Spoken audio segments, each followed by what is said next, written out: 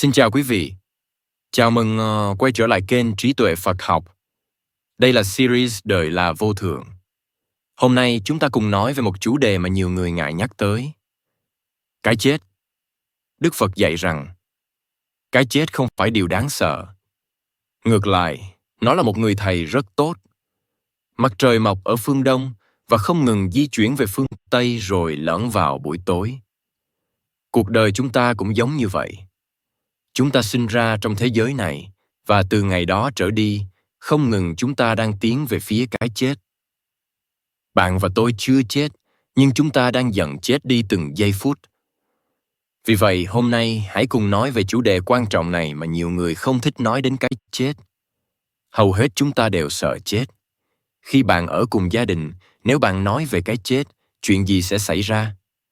Đa phần phản ứng sẽ là sự khó chịu và nói rằng đừng nói chuyện đó. Vì vậy, qua bao thời đại, cái chết luôn bị xem là điều tiêu cực, là điều bi quan, khiến con người cảm thấy buồn bã, đau khổ và sầu muộn. Nhưng thực ra, cái chết là một người thầy rất tốt cho tất cả chúng ta. Đó là lý do Đức Phật dạy. Hãy nghĩ về cái chết, đừng tránh né ý nghĩ ấy. Một lần, Đức Phật đã nói rằng, dù bạn là nam hay nữ, người tại gia hay tu sĩ, bạn đều phải quán rằng, ta là người đang chết dần. Ta là người có sinh có tử, ta không thể thoát khỏi cái chết.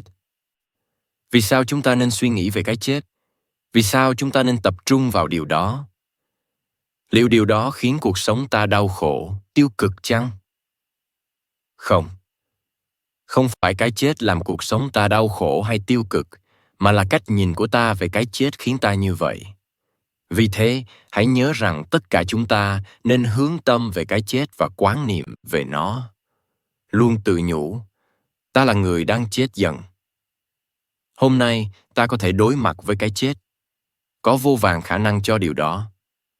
Khi chúng ta nghĩ như vậy, cái chết như đang nói với ta rằng, này, ngươi có hạn sử dụng. Ngươi không thể sống mãi trên đời này. Ngươi chỉ có một quãng thời gian ngắn ngủi trên trái đất này. Vậy nên, trước khi gặp cái chết, ngươi phải là một người tốt. Phải nuôi dưỡng nhiều phẩm chất tốt đẹp trong đời sống. Phải lan tỏa tình thương, lòng trắc ẩn và từ bi đến thế giới này, vì đó là lý do chúng ta hiện hữu nơi đây. Trong khoảng thời gian hữu hạn này, ta phải làm điều đó. Phải trau dồi thêm phẩm hạnh tốt.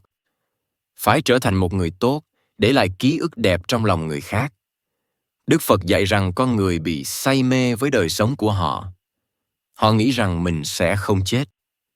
Chúng ta thường không cảm thấy rằng mình sẽ chết, phải không? Ta cứ nghĩ rằng ngày mai mình vẫn sống, rồi lại ngày mai nữa. Ta có biết bao kế hoạch cho tương lai, đúng chứ? Nhưng chỉ trong một khoảnh khắc ngắn ngủi, mọi thứ có thể thay đổi hoàn toàn.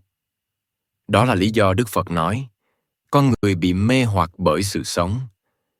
Và khi bị mê hoặc như vậy, điều gì sẽ xảy ra? Họ sẽ làm điều xấu qua thân, qua lời nói và qua ý nghĩ. Nhưng nếu một người luôn nhớ đến cái chết, luôn tự nhắc mình rằng, ta sẽ chết một ngày nào đó, người ấy biết rằng bất cứ lúc nào mình cũng có thể chết. Vì thế họ hiểu rằng ta chỉ có ít thời gian trên đời, nên trước khi chết, ta phải vun bồi thêm phẩm chất thiện lành.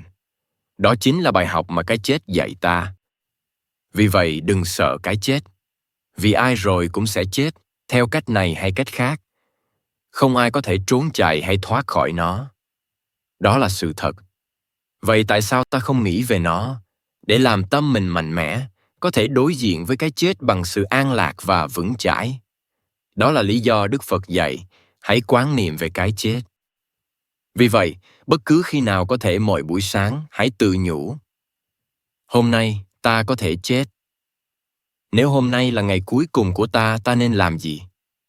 Ta nên trao nhiều tình thương hơn cho những người quanh ta. Ta nên giúp đỡ họ, vì đến cuối cùng, những thứ vật chất mà ta nắm giữ sẽ không giúp ích gì. Chỉ có những phẩm chất tốt mới theo ta trên con đường ấy.